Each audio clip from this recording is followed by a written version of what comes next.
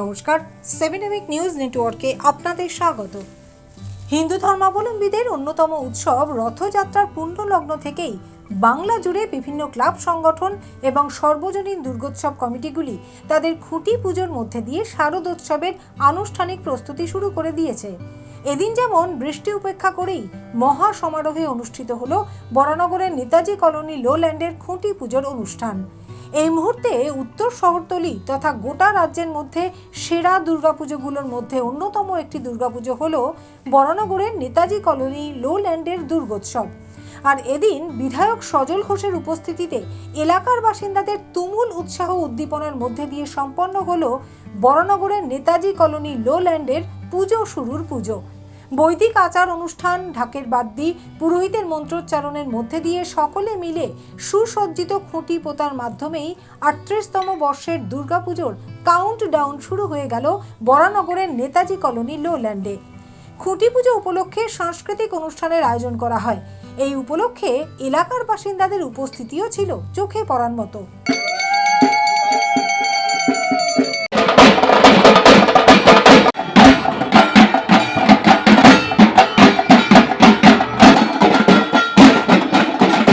দুর্গম পথ অতিক্রম করে যাকে পাওয়া যায় তিনি দুর্গা।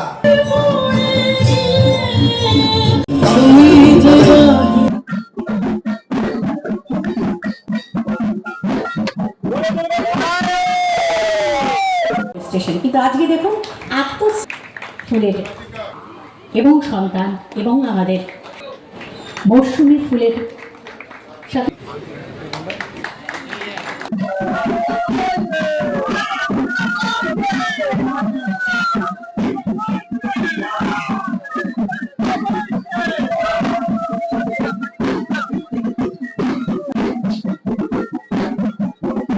বরানগরের বিধায়ক সজল ঘোষের পাশাপাশি এদিন খুঁটি পুজো উপলক্ষে পুজো প্রাঙ্গণে উপস্থিত ছিলেন পুজো কমিটির প্রেসিডেন্ট বিশিষ্ট চিকিৎসক ডক্টর নারায়ণ ব্যানার্জি, অন্যতম উদ্যোক্তা দিলীপ নারায়ণ বসু সহ অন্যান্য বিশিষ্ট ব্যক্তিবর্গ। আর বরানগরের নেতাজি কলোনি লোল্যান্ডের পুজো মানেই প্রতি বছর থিম ভাবনায় থাকে বিশেষ চমক।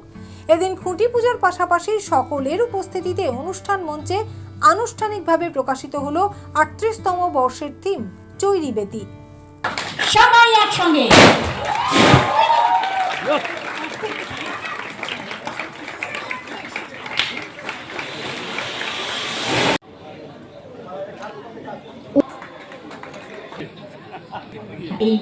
তিনি নিজে একজন পুজো কর্মী, তাই সকলকে রাজনৈতিক বিভেদ ভুলে দুর্গাপুজোর আবেগে সম্পৃক্ত হবার আহ্বান জানান বিধায়ক সজল ঘোষ।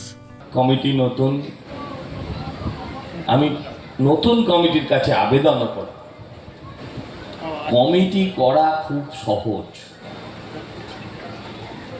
কিন্তু পুজোর শেষে সফলতা এবং ব্যর্থতার যে পরিসংখ্যান সামনে তুলে ধরা হবে সে দায়িত্ব কিন্তু কঠিন।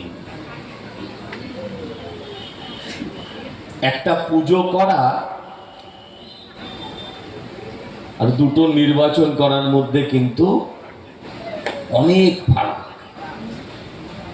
আমি একজন পুজো কর্মী হয়ে আমি সেই কথাটা আপনাদের কাছে আমার নিজের রিয়েলাইজেশন আমি আপনাদের কাছে তুলে ধরছি। আমি বিধায়ক হিসেবে এসেছি, আর বিধায়ক আমি কোনো একটি দলের বিশেষ প্রতীকেই জিতেছি।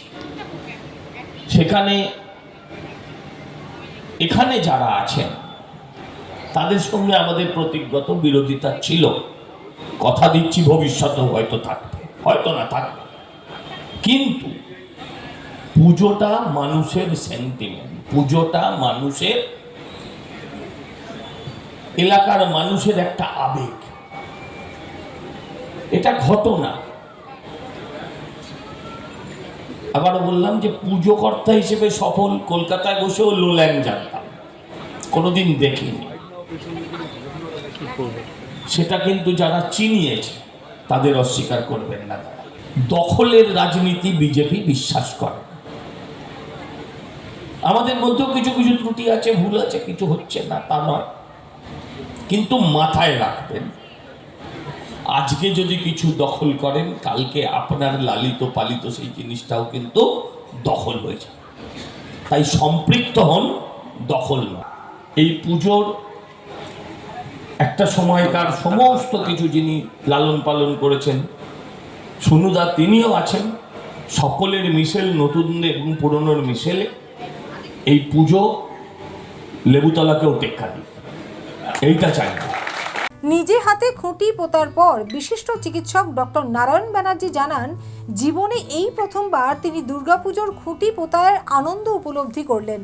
সেই সঙ্গে তিনি জানালেন, আমাদের দেশে সকলের মানসিকভাবে সুস্থ থাকাটা অত্যন্ত জরুরি। বছরের নেতাজি কলোনি লোডান উত্তর শহরতলির একটা অন্যতম উৎসব, সেখানকার প্রেসিডেন্ট এবং সেই পুজো ঘিরে কেমন উন্মাদনা, আজ খুঁটি পুজো হলো। অসম্ভব উন্মাদনা। আসলে লোল্যান্ডের পুজো মানে এখানে ভিড় হবেই। এবারে কিন্তু আমি বলবো এটা বরানগর নেতাজি কলোনি লোল্যান্ড। তাহলে গুগল দিদি আমাদের ঠিক দেখিয়ে দেবে, নয়তো গুগল দিদি অন্যদিকে দেখিয়ে দেয়। সেজন্য এটার নামটা একটু পাল্টে বরানগর নেতাজি কলোনি লোল্যান্ড হওয়া উচিত। আর এই যে খুঁটি পুজোর মধ্যে দিয়ে কি নিজের ছোটবেলার দুর্গাপুজোর কথা মনে পড়ে? সত্যি কথা বলতে কি, প্রথম আমি খুঁটি পুজো মানে প্রত্যক্ষদর্শী হলাম। আমি দুর্গাপুজোয় এই যে খুঁটি পুজো থেকে আরম্ভ হওয়ার এই যে এত খুঁটিনাটি ব্যাপারগুলো, প্লাস নারকেল ভাঙার মতো টাফ জিনিস, এই সবগুলো আজকে করতে পেরেছি। ব্যাস। এবং আপনি এবার 62 বছর বয়সে আমি বলবো ঠিক আছে। তা সাধারণ মানুষের উদ্দেশ্যে কি বলবেন? এই সময় তো প্রচন্ড বৃষ্টি হচ্ছে, বৃষ্টি ভেজা দিনে খুঁটি পুজো সুস্থ থাকার পাশাপাশি পুজোর আনন্দে কি বার্তা দেন? সুস্থ থাকার একটাই মন্ত্র, মানে শারীরিক ভাবে সুস্থ থাকা, মানসিক ভাবে সুস্থ থাকা। আর আমাদের দেশে না মানসিক সুস্থতাটা বেশি দরকার। শারীরিক সুস্থতা তো আমরা অনেক কিছু শুনেছি, বহুদিন বলি, কিন্তু মানসিক ভাবে কি আমরা সবাই সুস্থ? আমরা র্যাট রেসে নামছি। আমাদের দেশে সবচেয়ে বেশি ডিপ্রেশনের পেশেন্ট, সবচেয়ে বেশি সুইসাইডাল রেট।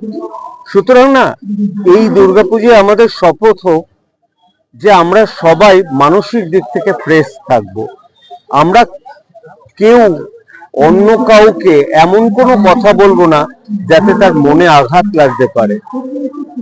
সুতরাং আর আমরা আননেসেসারি কোন রকম অ্যাডিকশনে ডুববো না, যাতে এই অ্যাডিকশনের জন্যই তো এত কিছু খারাপ ঘটনাগুলো ঘটছে।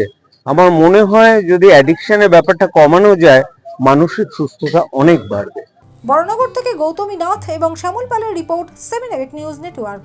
আরও বিভিন্ন খবরের আপডেট জানতে হলে অবশ্যই সাবস্ক্রাইব করুন 7 নিউজ নেটওয়ার্ক চ্যানেলটি, কারণ আপনাদের একটা সাবস্ক্রিপশন আমাদের কাছে অত্যন্ত মূল্যবান। পাশাপাশি অবশ্যই ফলো করুন আমাদের হোয়াটসঅ্যাপ চ্যানেলটিও। জয় হিন্দ।